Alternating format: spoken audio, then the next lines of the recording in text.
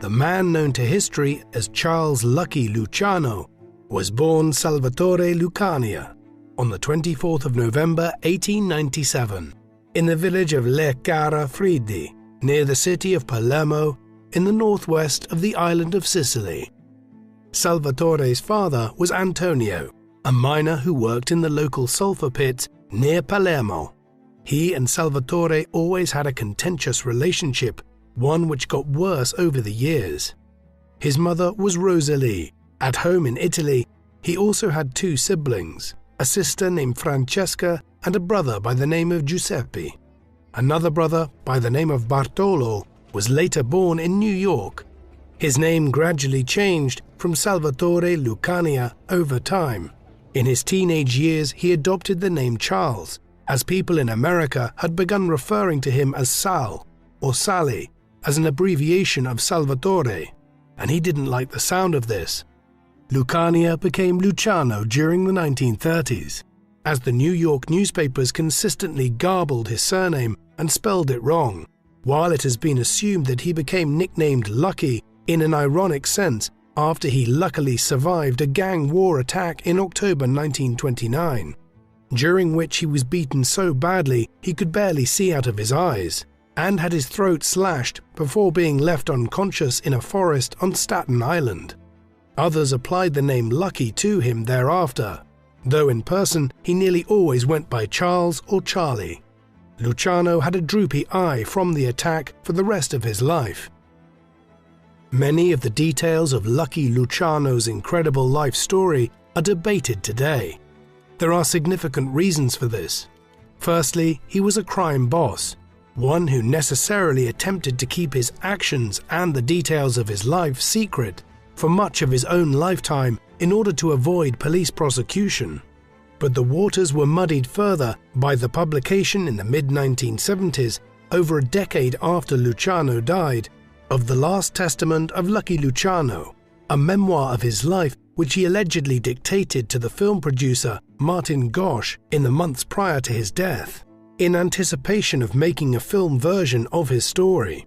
It was subsequently edited and published after Gosch died in 1973 as a book by Richard Hammer, a freelance writer who Gosch had employed before his death to write up what Luciano had allegedly told him.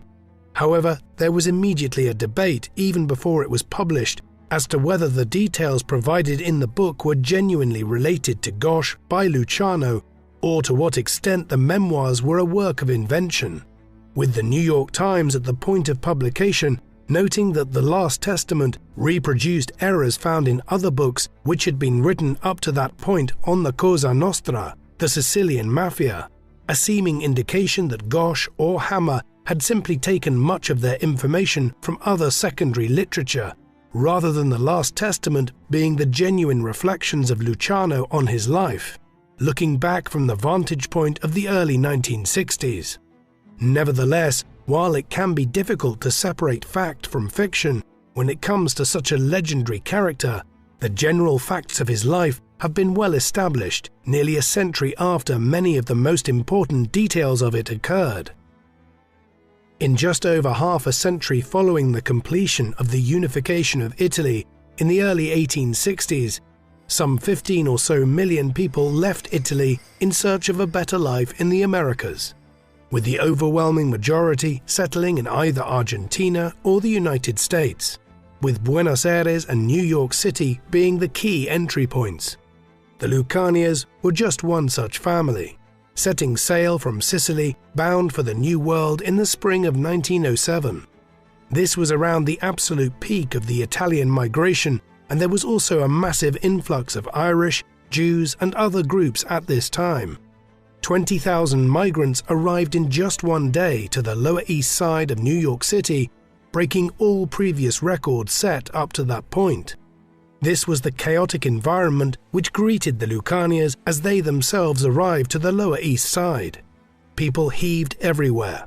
Poverty was rife. Jobs were available, paid little, garbage lined the streets, the smell was foul, the disease outbreaks were common, compounded around the time the Lucanias arrived to New York by a strike by city street cleaners, a huge number of which were Italians.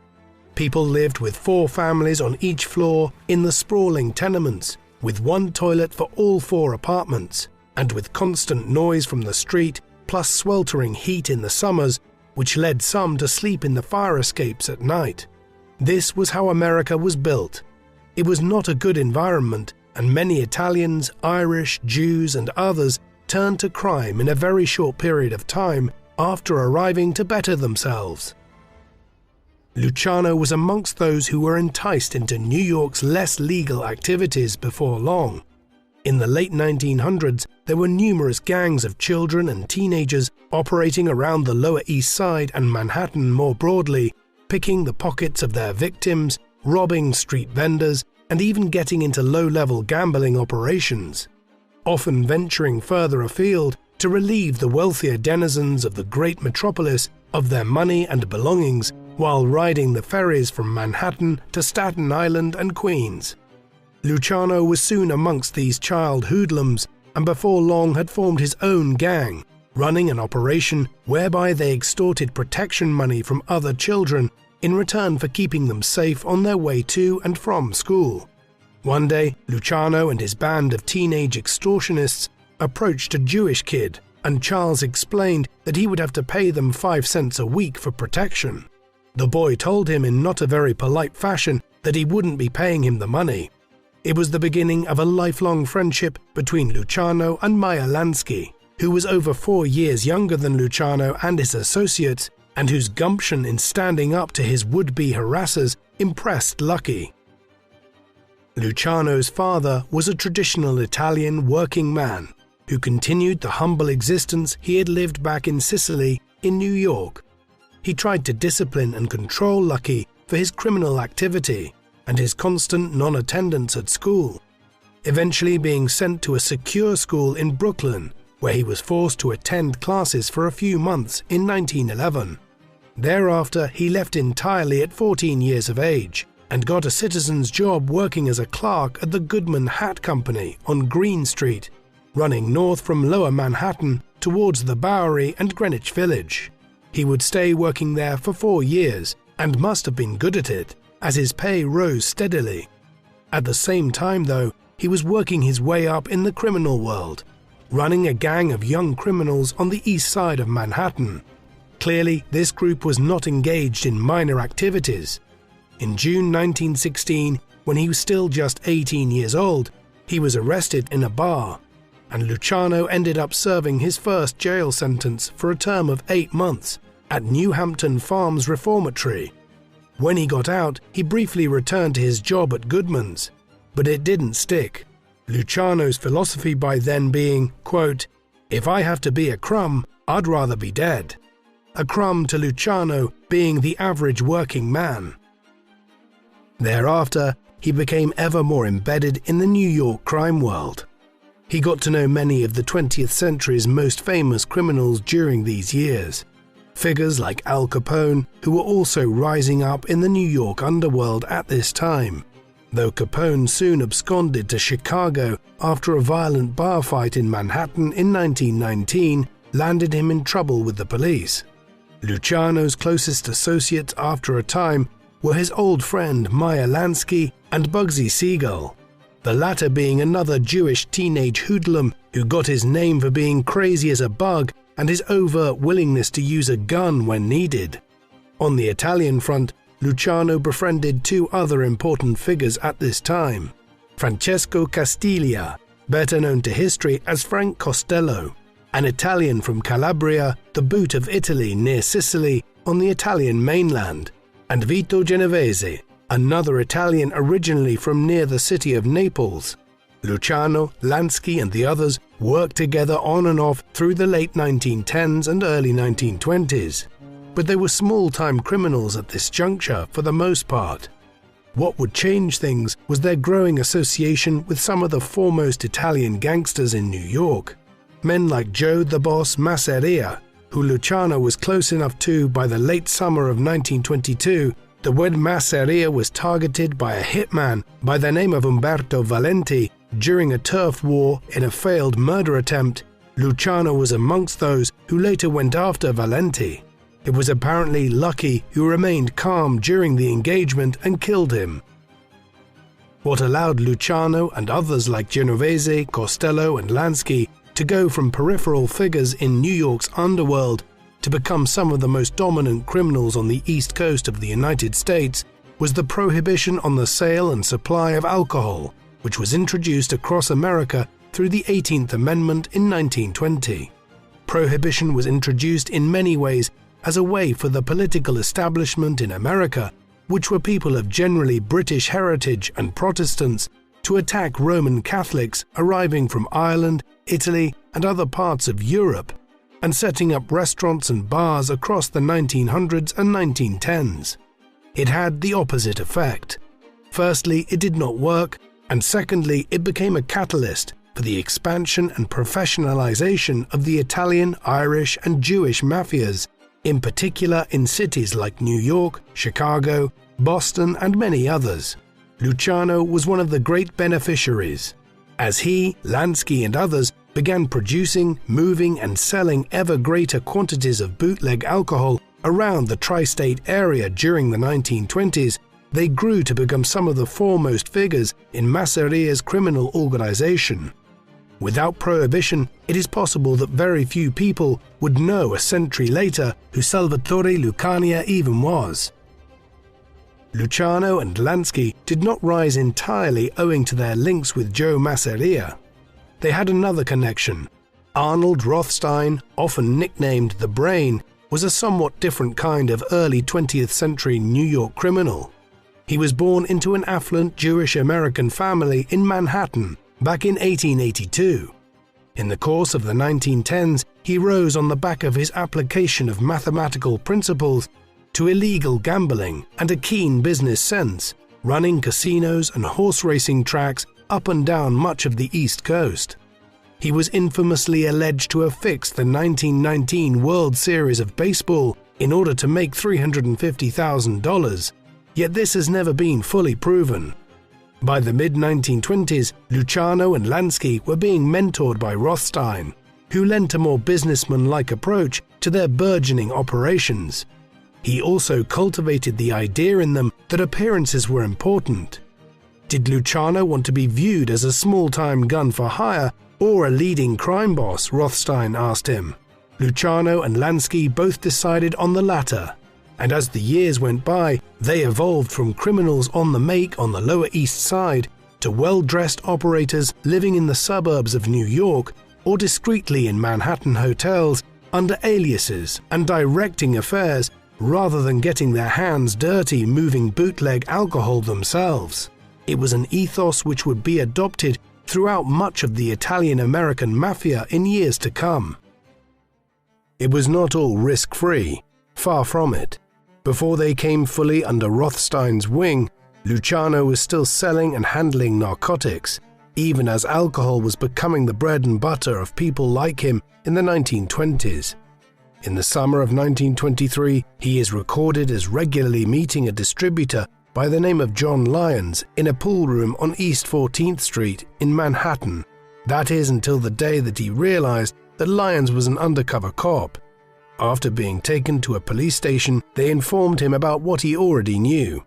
With his previous conviction from back in 1916, he was looking at a 10-year sentence. To save himself, Luciano gave them some information about a storehouse where they could find a huge quantity of drugs. They checked out the address and confirmed that the information he had given them was accurate. Luciano walked, and he did so without informing on anybody. The storehouse was where he was stashing his own drugs. It was a narrow escape, though one which also gives an insight into how much money he was already making by then. The stash had an estimated street value of $150,000. By then, he was able to survive a loss like that, and within a year, he and Lansky were renting out a suite in the upmarket Claridge Hotel, from where they were directing a brigade of bootleggers who were operating up and down the East Coast, often bringing in narcotics from Canada as well, where the port of Montreal was a major entry point for the North American market in the interwar period. while in due time, Luciano also benefited from Rothstein's connections to people who were importing opium along the main route available for importation in the 1920s from China and the port of Hong Kong. In 1928, Luciano and Lansky had become major players in New York's crime world, operating their own business along with being senior associates of Rothstein and Joe Masseria. A reorientation occurred later that year. In September, Rothstein, who was a notorious gambler, took part in a gambling session in New York, which involved dice, stud poker, and even high card draw. By the time it ended, he had lost $340,000, a sum equivalent to about $6 million today. This was a sum of money Rothstein could have quite easily paid off. Nevertheless, he refused to do so afterwards, claiming that the poker game had been fixed to con him out of a large sum. His refusal to pay up proved very costly indeed, and on the 4th of November, he was shot in the groin near Park Central Hotel. He died in hospital 2 days later, having refused to reveal to police who had shot him. With his death, his empire was divided up between a number of gangsters. Luciano decided to move closer to Joe Masseria in the aftermath of the collapse of Rothstein's empire. It was the beginning of a brief yet significant alliance between them. More broadly, Rothstein's death would have a bearing on events throughout the 1930s. When he died, many of his records were leaked, a great percentage of which included details of bribes he had paid to police and state prosecutors in New York over a period of nearly 20 years. In response, in 1929 and into the early 1930s, a generation of corrupt state officials were ousted across New York and replaced by more zealous newcomers. Chief amongst them was a special state prosecutor by the name of Thomas E. Dewey, who would play a major role in Luciano's life in years to come. Dewey's involvement in Luciano's story lay a few years ahead. What was of more immediate consequence in the aftermath of Rothstein's death was the rivalry which was developing between Masseria and a rival boss by the name of Salvatore Maranzano. Maranzano was a Sicilian who had arrived to New York in 1925. Well-dressed, educated, ruthless, and a strangely paradoxical figure. One who was a crime boss yet also spoke Latin and had once considered entering the priesthood. By the late 1920s, he was a growing problem for Masseria, and the attack on Luciano, which left him scarred and nearly dead in 1929, was possibly carried out by some of Maranzano's allies. Masseria responded to his rival's growing power by ordering Luciano, Genovese, and others to murder Gaetano Reina, a former member of the Masseria gang, after he joined Maranzano's crew. With Reina's murder in February 1930, the Castellamarese War broke out between Masseria's crime family and that of Maranzano. The conflict was named for the port town in Sicily where Maranzano and many of his crew members came from. It raged for over a year. Eventually, seeing that Maranzano had gotten the upper hand, Luciano, along with Costello and Genovese, decided to switch sides and agreed to kill their boss. On the 15th of April 1931, in an episode which inspired the famous murder scene from the first Godfather book and film, Luciano met Masseria at the Nuova Villa Tamaro restaurant on Coney Island, where he, Masseria, and others had some food and then played cards. At a certain time, Luciano went to the bathroom, the signal for Genovese and others to enter the premises and gun down Masseria. With the Castellamarese War at an end, Luciano and the others went to work for Maranzano. In the weeks that followed, Maranzano decided to come up with a new dispensation, whereby the different outfits and crews of Italian Americans operating in New York and the wider tri-state area would function, resurrecting an idea which had been proposed by Johnny Torrio, a Chicago boss who had been dominant there in the early 1920s. Before the rise of Al Capone, he decided that the 5 most prominent outfits would divide power between them, each of them having their own parts of the city, state, and New Jersey, in which they would be in charge of bootlegging, prostitution, gambling, and other criminal activity. They would be called the Five Families and were headed by five of the most powerful bosses of the time: Maranzano himself, Luciano, Giuseppe Profaci, Thomas Galliano, and Vincent Mangano. Each would have the ability to operate independently of each other in their respective zones of influence. But Maranzano decided at the same time to proclaim himself as the capo di tutti capi, the boss of bosses. Through this, each of the other families would pay tribute to him. This concept of a boss of bosses would play a central role in Luciano's story over the next several years, and would be resurrected at various times over the decades that followed. The arrangement did not last long.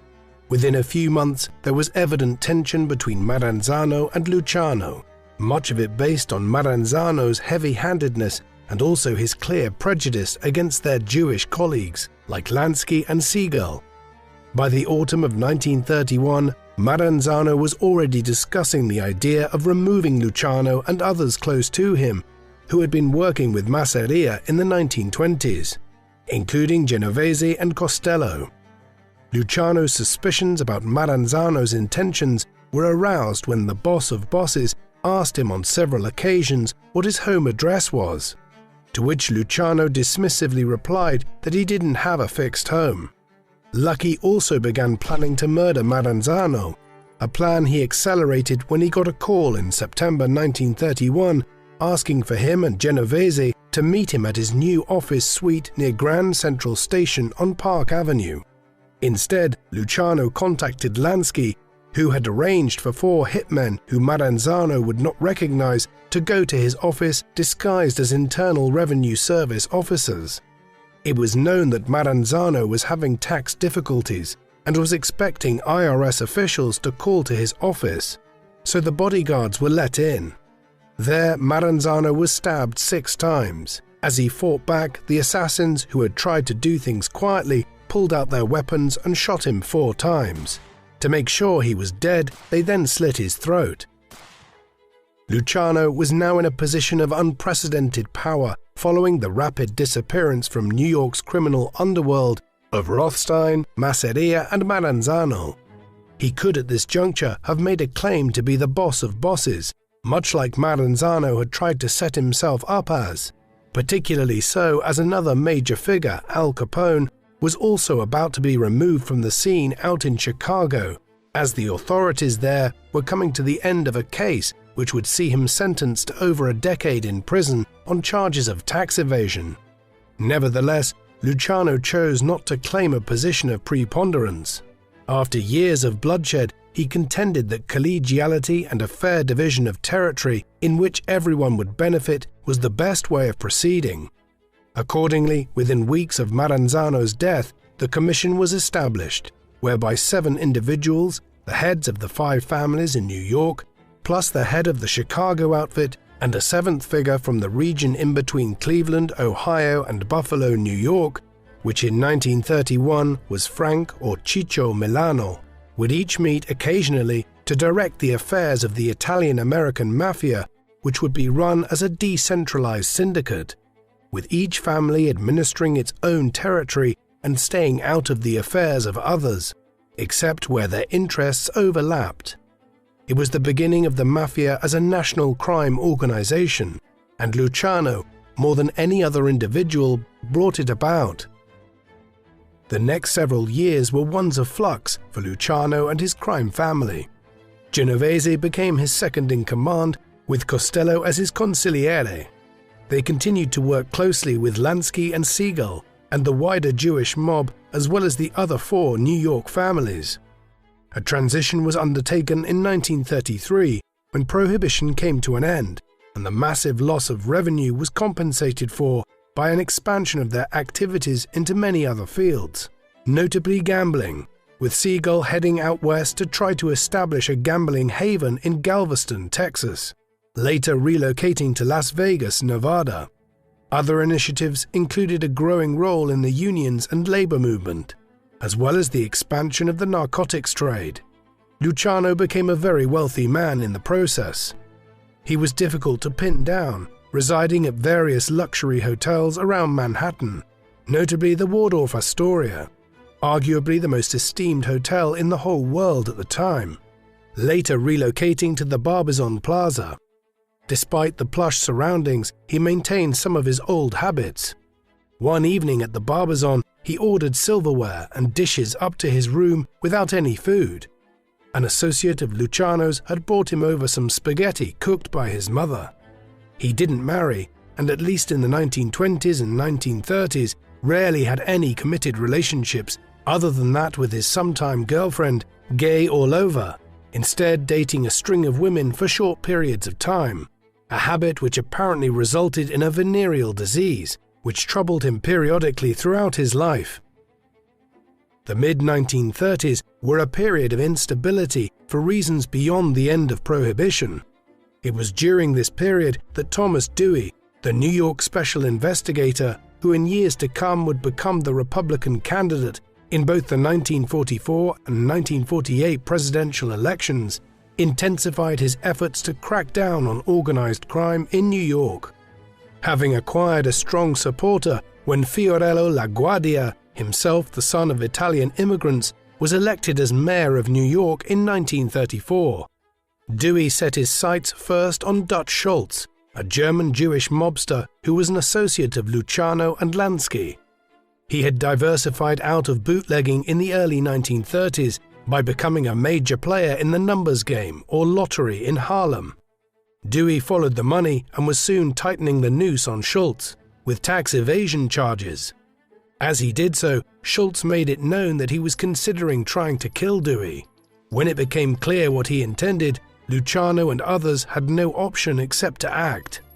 Luciano made it clear that murdering a special prosecutor who was close to the mayor and an emerging Republican Party politician would bring unprecedented attention to bear on the mafia's activities and would lead to a major investigation. Consequently, on the 24th of October 1935, Dutch Schultz was murdered in Newark, New Jersey. The problem presented by Dewey did not go away once Schultz was removed from the scene. Instead, it only got worse for Lucky. On the 1st of February 1936, just over 3 months after Schultz's murder, Dewey oversaw the simultaneous launching of police raids on a huge number of brothels all over Manhattan and Brooklyn. Over 100 prostitutes were arrested, along with madams and brothel managers. Questioning followed. Many didn't have much information to provide other than what was readily apparent to anyone who had raided the establishments. But Dewey and his colleagues managed to pull together enough information to just about come up with a case to charge Luciano with pandering, a crime which involves profiting from the vices or weaknesses of others, one which was usually used against pimps and brothel runners.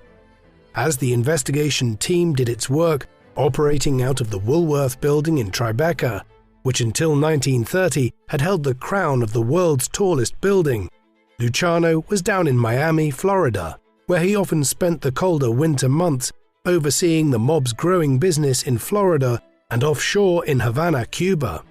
He received word there from Lansky about the brothel raids and decided to make himself scarce, heading out to Hot Springs in Arkansas, where the mob had several casinos and numerous biddable politicians on the payroll.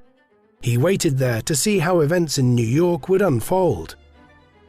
In the weeks that followed, Luciano's whereabouts in Arkansas were discovered, and he was eventually picked up and put on a train under armed escort in mid-April 1936. Returned to New York, he was greeted by a crowd of journalists at Penn Station and was put in front of a judge a few hours later. There, Dewey began his attack, stating that Luciano was the head of a wide-ranging, yet still improperly understood criminal enterprise with nationwide concerns. He believed Luciano was a very wealthy man and requested a bail of $350,000. The judge agreed. The arraignment had set a precedent, whereby Dewey would attempt to turn what was a fairly flimsy vice and pandering charge into a much wider case concerning Luciano's criminal affairs in general, despite a resounding lack of evidence on matters pertaining to the narcotics trade, gambling, and other areas of activity. The trial began just over 3 weeks later and lasted 1 month.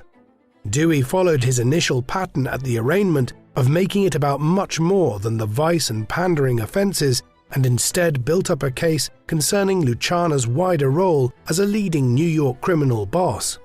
It culminated in Luciano taking the stand.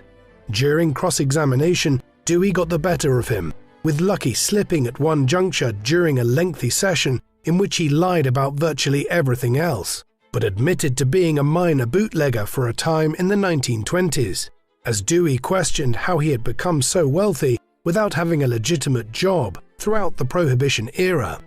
This and other revelations led the jury to determine that Luciano's testimony could not be trusted. His lawyer had already told him before the verdict came down that he would be found guilty. 11 days later, the judge sentenced him to 30 to 50 years in prison. The sentence, when it came, was a major blow to Luciano.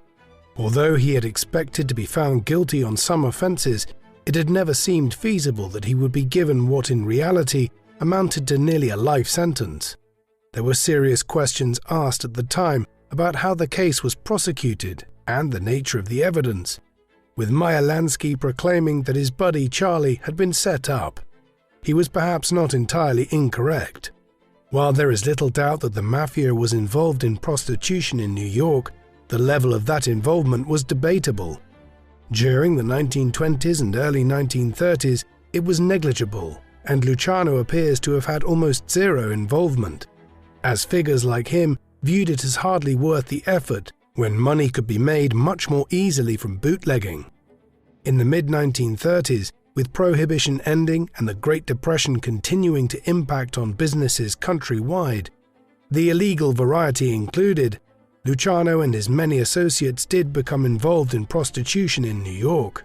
But even then, he viewed it as a small sideline which didn't generate a lot of money. His role was certainly peripheral enough that at least some of the evidence presented against him in court was exaggerated.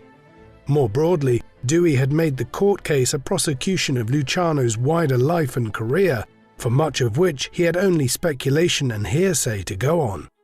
The judge had been happy to proceed on this basis, however, and in the end, Luciano was convicted in a manner which was excessive based on the available evidence. Luciano appealed his conviction, but to no avail. He was going to prison.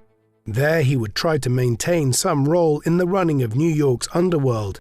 However, for the most part, Vito Genovese took over as acting head of the Luciano crime family, with Frank Costello succeeding him within a year as Genovese fled to Italy after Dewey began focusing on his activities, notably the murder of Ferdinand Boccia in 1934. Luciano was originally sent to Sing Sing prison, a place where when it was first built, the cells measured 7 foot by 3.5 foot and were just 6.5 foot from floor to ceiling. New, saner cells were built in the 1920s and 1930s, but Sing Sing deserved its fearsome reputation. Luckily for Lucky Luciano, he was quickly moved from there to Dannemora prison, though things were far from pleasant here either. Dannemora was notoriously cold and was dubbed Siberia by the inmates. Luciano quickly established himself as the most important prisoner, brokering a peace between rival gangs and evidently bribing a significant enough portion of the guards that the conditions of his detention became relatively pleasant. That said, Dannemora lay further upstate in New York, and he found it nigh on impossible to continue to play a role in managing affairs in New York in the late 1930s. By the time Lucky's minimum sentence of 30 years in prison would have been served, it would have been 1966. He would have been nearing his 70th year, and there is no guarantee he would have been released at that juncture. As such, Luciano would almost certainly have spent most of the rest of his life in an American prison, serving out the pandering conviction had it not been for events far away in Europe. On the 1st of September 1939, Germany invaded Poland, leading Britain and France to declare war on it 2 days later, in the inception of the Second World War. In the second half of 1940, after Italy entered the war, North Africa became a major theatre of the conflict, as the Italians and Germans tried to secure the Suez Canal in Egypt. When the US entered the conflict in December 1941, after Germany's ally, the Empire of Japan, attacked the Pacific Fleet at anchor in Pearl Harbor, the US and Britain decided to prioritize the North Africa campaign, with a view to securing the Maghreb and then opening a southern front in Europe by launching an invasion of Sicily and southern Italy. As these plans were developed, the administration of President Roosevelt in Washington began to consider forming an alliance with the Italian mafia to aid them with their contacts in Italy. It would be Luciano's salvation. On the 9th of February 1942, almost exactly 2 months after the US entered the war, following the attack on Pearl Harbor, the SS Normandy, a French ship which had been captured by the US and was rechristened as the Lafayette, with ambitions to repurpose it as a troop carrier for the war effort, caught fire while undergoing repair work in New York Harbor. It sank the following day. In the days that followed, suspicions arose that the fire had been intentionally started by a German agent of some kind. This was one of the key reasons why the US government approached a number of figures within the Italian and Jewish crime syndicates of New York, including Luciano's close friend and ally, Meyer Lansky, in the spring of 1942. They hoped to use the mob's massive influence over New York's docklands and workers to prevent further arson attacks and to block foreign agents from coming in through the port. Early on in these talks, Luciano's imprisonment became a point of discussion. He was moved to Great Meadow Correctional Facility closer to New York, a much more comfortable situation for him, and promises were made that in return for his aid, his sentence would be commuted once the war ended. In return, the US government would have the cooperation of the Cosa Nostra, the Sicilian mafia, in managing the port of New York and the labor unions for the duration of the war. Luciano also promised to use his contacts in Sicily and southern Italy to facilitate the Allied invasion of the peninsula as much as possible. This entire arrangement is typically known as Operation Underworld, though it is a major point of debate as to whether the government viewed it as a formal arrangement or operation. The extent to which Luciano managed to aid the government is somewhat conjectural. It is, for instance, believed that he put the US government in contact with Calogero Vizzini, the most powerful figure within Cosa Nostra back in Sicily itself. Legend has it that during the Allied invasion of the island in the summer of 1943, Vizzini spent a week riding around between the towns and villages of Sicily in an American tank, convincing people to lay down their arms and welcome the Americans. Meanwhile, in New York, Costello, Lansky, and others facilitated a wide range of other measures which the government required. While many historians have cast doubt on the significance of Luciano's aid to the government during the Second World War, there is no doubt that in January 1946, once the conflict was over, his sentence was commuted and he was released from prison, after serving just 9.5 years of a 30 to 50-year prison sentence. That said, nobody in Washington was anxious to have him hanging around in New York. The terms of his release were that he was to be deported back to Italy immediately. As such, after one last meal with some of his associates since the 1920s, on board the ship that would convey him back to the homeland, Luciano was deported from America on the 10th of February 1946. Lucky arrived in Naples 2.5 weeks later. He seems to have had little intention of staying there. Instead, he intended to relocate to Cuba. The Caribbean island had been a quasi-American colony for over 4 decades, ever since the Spanish-American War of 1898 had ousted the Spanish from the island and allowed the US to set up a system of oversight, which allowed it to largely decide who was in charge of the country. Usually the individuals so chosen were wildly corrupt, and as well as being closely aligned with Washington, the island had also become an offshore playground for the mafia. One where gambling was legal and a few dollars could lead to blind eyes being turned quite easily.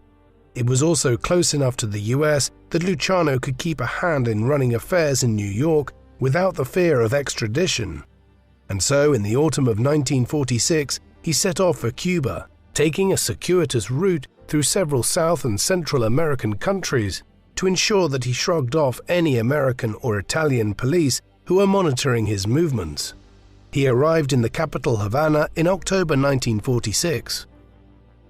Within days of arriving in Cuba, Luciano was organizing a major meeting of the heads of the Italian and Jewish mafias from New York and further afield. The Havana Conference took place at the Hotel Nacional from the 22nd of December 1946 onwards, continuing through Christmas. There were a wide range of things to be discussed. A notable topic was the mob's growing involvement in the development of Las Vegas. Bugsy Siegel, a Jewish-American mobster who had been involved with Luciano and many others since the 1920s, had been the visionary behind the mafia's quest to establish a gambling oasis out west. But his management of the construction and opening of the Flamingo Hotel in Las Vegas had been disastrous, and Siegel had clearly lined his own pockets with the mob's investments while working on it. Lansky, who had known Bugsy since they were teenagers in New York, but when the Flamingo's opening night was a shambles, a decision was taken to murder Siegel, and he was killed in Los Angeles in the summer of 1947. Other issues discussed included narcotics, the unions, gambling, the Italian lottery in New York, and the respective positions of Genovese and Costello in New York, Genovese having returned from Italy after the war ended. Eventually, Luciano met with Genovese alone, and after a discussion in which Vito urged him to claim the title of boss of bosses and then let him exercise the position on the ground in America, Luciano angrily told him he didn't want to ever hear the idea mentioned again. With the end of the Havana meeting, most of the attendees headed back to the US and resumed their operations. Luciano, of course, could not. He remained on in Havana, enjoying the fact that for once he was not being observed by either the US or Italian police. Quite the contrary, in fact. Instead, he was something of a local celebrity, one who met regularly with the Cuban president, Ramon Grau, and was invited to social occasions by prominent American businessmen with interests in Havana. Those who knew him at the time stated later that this was a period in which he was quite happy with his circumstances. Inevitably, it didn't last. By the spring of 1947, journalists in Cuba had begun to receive reports that the Mafia Don was living in Havana, and as photos of him appeared in a growing number of newspapers, American political agents in Cuba had to act. Pressure was applied on Grau's administration by restricting the import of various medicines to Cuba from America, and with this the government in Havana politely detained Luciano in March 1947 and informed him that he was to be deported back to Italy. Thus, in mid-March, he boarded the Bakir ship bound for Europe. Although he paid $300 for a first-class cabin, he was reported to have spent much of his time playing cards with tourists in economy as he headed east back to his homeland. It has been speculated that the details of his presence in Cuba were leaked by some of his associates after the conference, fearing that Luciano intended to try to continue running affairs in New York from Havana. While the post-war period saw Luciano being prevented from playing a leading role in the Italian-American mafia, following his release from prison, his personal life did shift after his return to Italy from Cuba. He had never married or had children and seemed to have no interest in doing so. Yet in early 1948, he did begin a relationship with a woman whom he would term the love of his life. Igea Lissoni was a 26-year-old woman whom Luciano first met in Milan. She was a dancer who had performed at the La Scala Opera House in her youth. Luciano was apparently too shy to ask her out when they first met, but later he attended a nightclub in Rome where she was performing, and before long they were seeing one another. She moved into his Rome apartment just a few weeks later. "She's the only girl I ever loved," Luciano later related. Due to the police continuously harassing Lucky in Rome, they eventually had to move to Naples, where they lived in a penthouse apartment on the Via Tasso with a panoramic view of Mount Vesuvius and the Bay of Naples. They would never have children though, with Luciano claiming he didn't want any child to grow up tarred with being Lucky Luciano's child. Luciano and Lissoni lived a somewhat quiet life in Naples, despite the efforts of the Italian police to continue digging up information on his alleged criminal activity. There was no doubt that there was some illegal activity. One of Luciano's pastimes was visiting the horse tracks in Naples, where he invariably won. The races were undoubtedly fixed at least some of the time. Other than this, he continued to have contacts with the Italian mafia, although less so with people back in America, meeting people who visited Italy from New York, but little more than that. Police reports from the 1950s noted that he continued to spend considerably more money than he was earning through any legal channels, yet they could never make anything stick to him. This quiet and relatively happy period of his life came to an end in October 1958, when Lissoni died of breast cancer at just 36 years of age. Friends noted he cried at her funeral, something they had never seen before. A magazine article for which he had been interviewed and which appeared not long after Lissoni's death described him as a tight-lipped individual who met many questions with silence. The same interviewer concluded that, quote, "His life is a quiet one, and his greatest desire is to forget and be forgotten." At the same time that Luciano was living his relatively quiet life in Italy, one which surely felt like an exile, yet was actually a return to his homeland, a rivalry was brewing in New York between two of his oldest allies. Genovese never accepted the fact that Costello had succeeded him as the head of the Luciano crime family in New York after he fled to Italy in the late 1930s. Costello's unwillingness to relinquish the position after the war when Genovese returned to America was a source of growing tension between the two figures.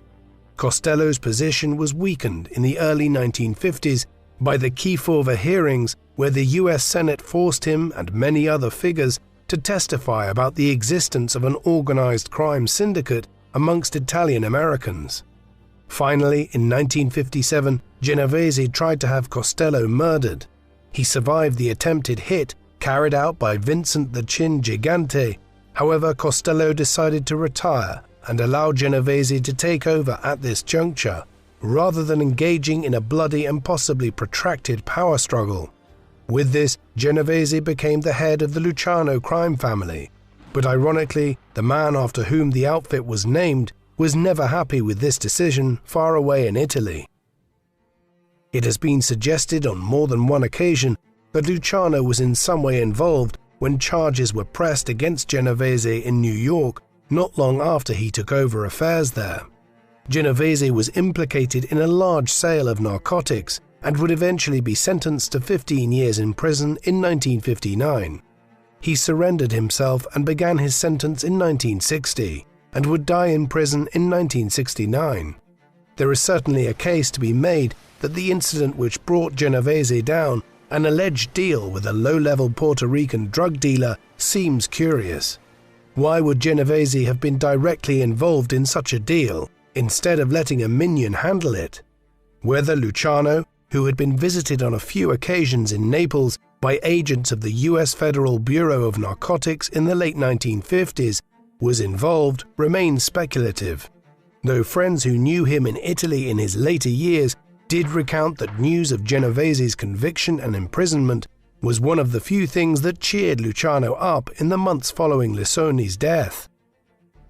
Luciano's final years were spent living in Naples. Somewhat surprisingly, he was not especially well off during these years, in part because much of his revenue was coming in from Havana, and after the success of the Cuban Revolution, the mafia's activities there came to an end in 1959. While the changing of the guard in New York saw much of the residual payments he received from there over the years dry up. He resented this, and it rubbed salt in the wound when Joey Adonis, one of Luciano's gunmen back in the 1920s and a much more junior figure in the mob in general, arrived in Italy in 1956 after agreeing to be deported from America after a perjury charge, setting himself up in Milan in a grand mansion where he held court in a manner which Luciano was financially incapable of.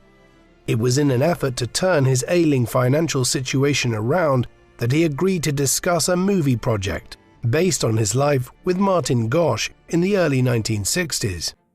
The timing seemed propitious, as a feature film starring Rod Steiger on the life of Al Capone had appeared in 1959, and Murder, Inc., another gangster film, was released a year later.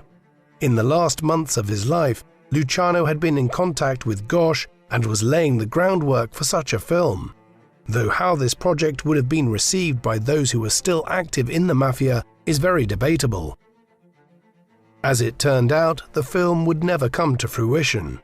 On the evening of the 26th of January 1962, Luciano headed to Capodichino Airport in Naples to meet Gosch as he got off a plane flying in from Rome. They were planning to complete the work on the movie script over the next several days. Instead, Luciano collapsed as they walked from the terminal. When a doctor attended shortly afterwards, he pronounced him dead. He had passed of a heart attack at 64 years of age. Word quickly spread out internationally, with news of his death featuring the following day on the front page of the New York Times. There were other revelations in the days that followed about how Lucky was under investigation at the time of his death for his role in a $150 million narcotics ring between Europe and the US, which had been operating for decades. Luciano's funeral was held 3 days later in Naples. Approximately 300 guests attended, doubtlessly a smaller number than would have been the case had he died in New York. The ceremony was disturbed by scuffles which broke out when over-enthusiastic photojournalists got too close to the mourners. His body was originally taken by a horse-drawn hearse to Poggio Reale Cemetery on the outskirts of Naples, but an arrangement was subsequently reached whereby his body was repatriated to America. 2,000 mourners attended his burial in Queens. By the time Luciano died, investigations into the extent of the mafia's activities were escalating in America. Genovese was already in prison. In 1963, Joseph Valacchi gave testimony to U.S. Senate hearings in which he revealed how the organized mafia in America had come into being, including the central role Luciano had played in the creation of the commission back in 1931. Although it took 20 years for the tide to turn, by the 1980s all of these revelations and attacks on the mafia's extensive involvement in the narcotics trade, gambling and control of labor and the unions began to pay off. That decade saw their influence in Las Vegas vanquished and widespread arrests and successful prosecutions. A half a century after he built it up in the early 1930s, Luciano's mafia was beginning to decline. In 1998, when it published its list of the 100 most important persons of the 20th century, Time magazine included Charles Lucky Luciano in its list of builders and titans on account of his role in the emergence of the Italian-American mafia as the foremost criminal enterprise in the United States during the 20th century. He featured in this particular section of the list alongside Walt Disney, Henry Ford, Bill Gates, and Ray Kroc, respectively the pioneers behind Disney, Ford Automobiles, Microsoft, and McDonald's. It was a left-of-center choice by Time and entirely fitting at the same time. Luciano was the most significant figure in the history of the Italian-American mafia, emerging out of the East Side in the late 1910s and forged through Prohibition. He came out of the pivotal Castellamarese War of the early 1930s as the most powerful mafia figure in New York, and countrywide by extension. At that juncture, he could have continued the divisive attempts to claim absolute power, which had led to conflict for many years. But instead, he elected to rule as the first of equals, and in the process allowed the mafia to begin strengthening its network on a national level and expanding into new cities and to develop operations as far afield as Las Vegas, Nevada, and Havana, Cuba. Although owing to his arrest and incarceration in 1936, he was eclipsed during much of his later life by figures like Genovese and Costello, there is no doubting that for better or for worse, Lucky Luciano was the single most important figure in the history of the Italian-American mafia. What do you think of Lucky Luciano? Please let us know in the comment section. And in the meantime, Thank you very much for watching.